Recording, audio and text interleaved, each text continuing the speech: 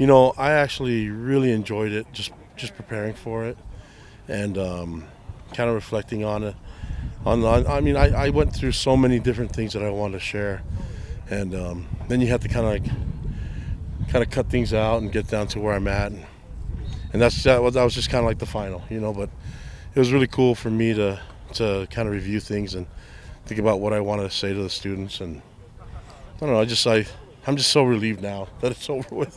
I was so nervous about it, but I was nervous, but I was excited for the opportunity, and yeah, that was a lot of fun though, and I appreciate all the students showing up, and our entire team being there, and our entire staff. That was really cool for me to have my family and the team there. So it was really really cool. Messaging is a part of your job as a coach, obviously, and it's multi-level.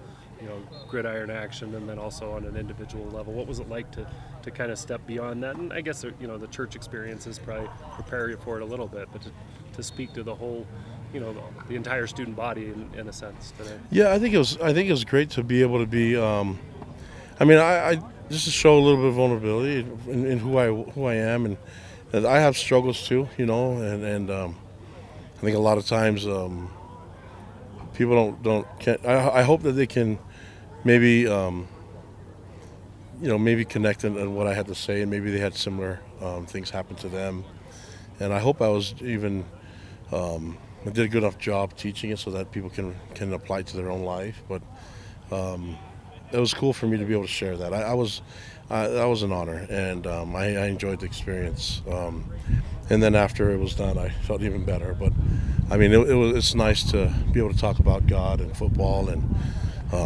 the wonderful atonement that's in my life, and the overall who I am. I can be just who I am, and as a football coach, as a person that makes mistakes, and as a as a disciple of Christ. So that was really cool for me. I watched a little bit of Lavelle's devotional spot talk prior to yours. I don't know if you watched his. I did, but yeah. To follow into those footsteps, and I know he's been your mentor, and a guy you've looked up to for a long time. But to have that same experience, that's kind of a cool connection. Yeah, I mean, I at first I was a little hesitant to do it, and then they said, "Well, Lavelle did it," and I said, "Okay, if you want me to do it, then just say Lavelle did it, and I'm going to do it." That's how they got me to do the ice cream. They said Lavelle has an ice cream flavor. It's like, fine, I'll do it then. And so anytime they, it's why I go to some of the events that are out there, because Lavelle started it and was a big part of it. And I want to do exactly like he did, and he did it the right way. I get to play for him, so I hope I can do the same thing for others. As you approach the midway point of camp, health-wise, how do you guys do it? Yeah, we're good. I mean, I think we're in a really good spot. It's always hard when we go live. We've probably gone more live now than I thought we would, and honestly, especially with the ones. I mean, but I don't know any other way to get better as a team. So, although we won't play a spring game, I know that we're doing a lot of physical work. I mean, I don't know if you guys saw the stuff that we're doing, situational football, but it's just with our top guys. They're out there playing and tackling, and they're getting better. So if we can keep working that way in the next part of the rest of camp, spring ball, then I'll be really really pleased with how we're going to going into the off season before fall. About not playing a spring game, there's been a lot of debate nationally about should you or shouldn't you in the era of NIL. Do you have a philosophy one way or the other on that?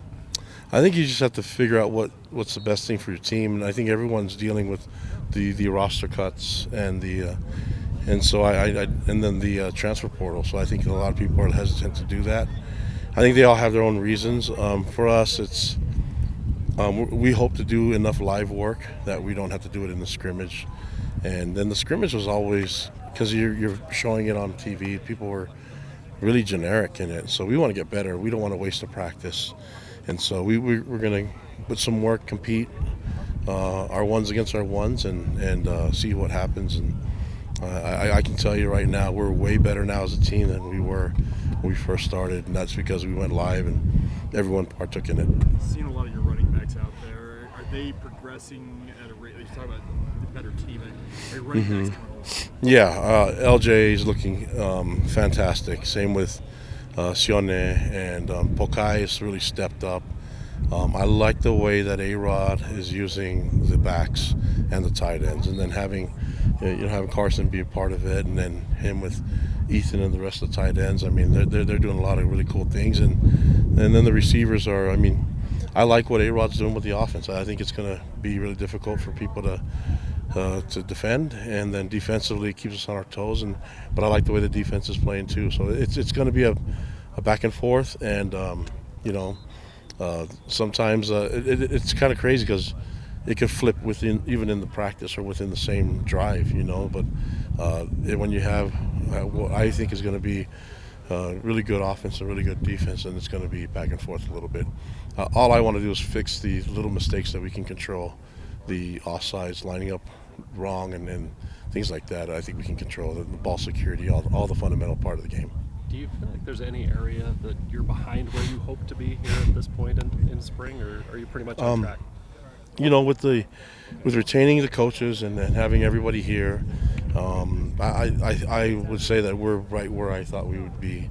Last year we had to kind of move things really quickly because TJ was getting used to the O-line room, and now they're all back, and it's the new guys that are coming in. They're actually adapting really, really well, and it's not even a tough transition. So, and I give a lot of credit to them, but also the coaches and the scheme and the way that they're teaching it.